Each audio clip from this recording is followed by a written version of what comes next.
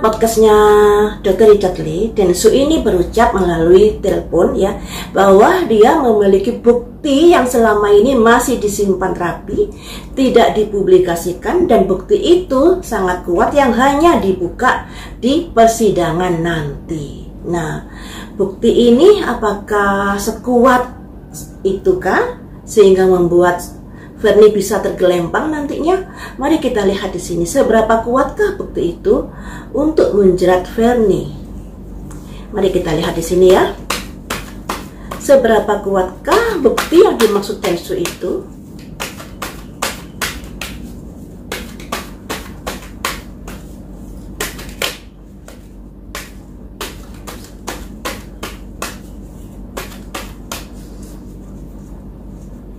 Saya ambil 5 ya. Sebuah perencanaan, sebuah pertimbangan, harapan dan impian untuk memenangkan sebuah perkara, di mana Densu ini juga ada kerjasama untuk mempersiapkan saat sidang pengadilan. Wow, ada 8 koin. Artinya Densu ini sudah berusaha, sudah mempersiapkan segalanya, dikarenakan sudah kesel karena masalah yang lalu sudah final, kemudian diungkit-ungkit lagi oleh Verni. Densu ini sudah mempersiapkan segalanya, juga sudah konsultasi teman-teman pada orang-orang yang mengerti hukum. Nah, ini ya, sudah mempersiapkan segalanya, juga sudah konsultasi pada orang-orang yang paham akan hukum. Dan disinilah dia memiliki harapan di mana bisa memenangkan kasusnya nanti ketika melawan DJ Verni. Di sini dia juga berusaha ada kayak kerjasama dengan orang-orang tertentu agar bisa memenangkan kasus ini.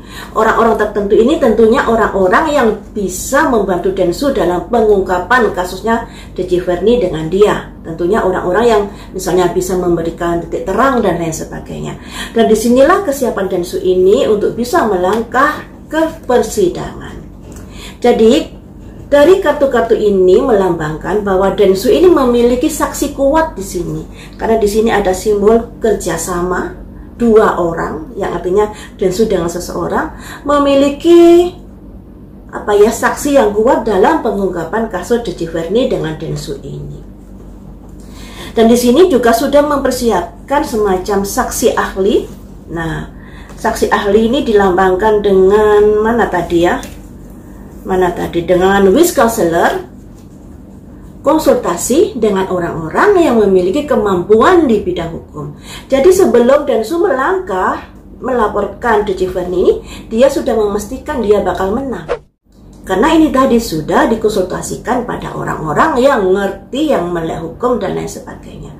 Ditambah lagi di sini juga ada simbol sebuah kerjasama untuk bisa membuat Densu merasa yakin bahwa dia bakal menang. Ada saksi-saksi kunci atau ada bukti-bukti yang akurat yang bisa membongkar dari apa yang dikatakan DJ Verni. Permasalahan Densu ini melaporkan DJ Verni sudah mencemarkan nama baik.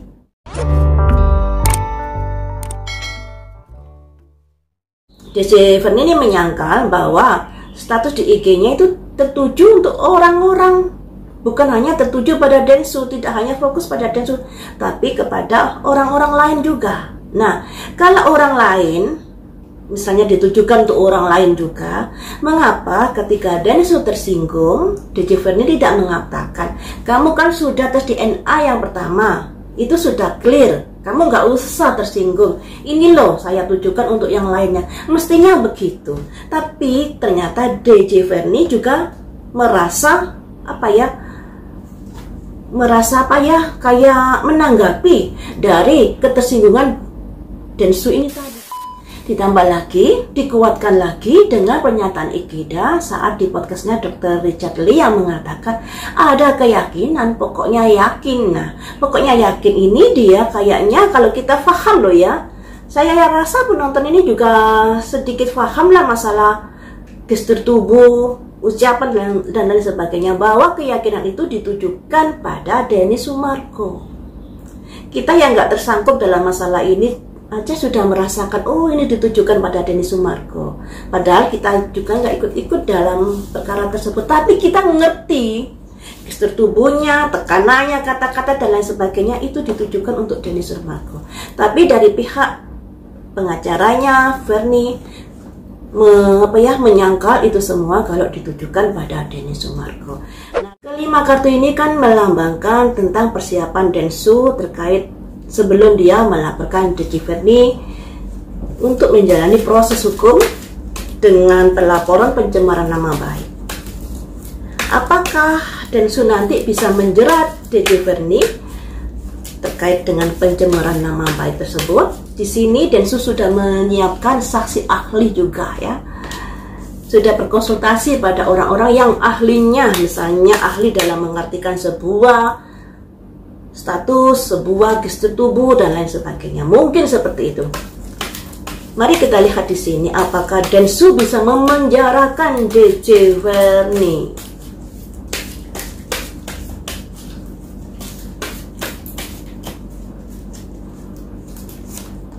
Ada prayer, doa. Abundance, keberlimpahan. Grief, duka cita. Nah, tiga kartu ini melambangkan bahwa bisa dikatakan Densu dengan mudah bisa membuat DJ Verni menjadi terkapar. Di sini dia minta doain saja saya akan diberi kemudahan untuk bisa menjerat DJ Verni ini. Ada simbol grief, duka cita, simbol dari kesedihan di mana dia harus menanggung penderitaan dikarenakan apa yang sudah dilakukan. Jadi di sini teman-teman, dengan mudahnya Densu bisa menggiring DJ Verni dalam sebuah permasalahan besar di dalam hidupnya. Dan ini semuanya juga sebab akibat dari DJ Verni sendiri. Nah, kalau nggak mau masalahnya dikonsumsi publik, ya dari dulu, dari pertama dulu tes DNA, kamu jangan mengundang wartawan, kamu jangan keluar-keluar di media sosial. Ketika masalah ini sudah jadi konsumsi publik, ya harus ada resiko yang kamu hadapi terkait dengan keputusanmu kala itu. Makanya di sini nggak bisa menyalahkan sepenuhnya pada Densu harusnya. Ya, apalagi sudah jadi konsumsi publik, ditambah lagi masalah semakin meluas. Sekalipun dia tidak menulis nama atau dituju pada siapa di status IG-nya, kita pembaca, kita penonton Anda sudah ngerti.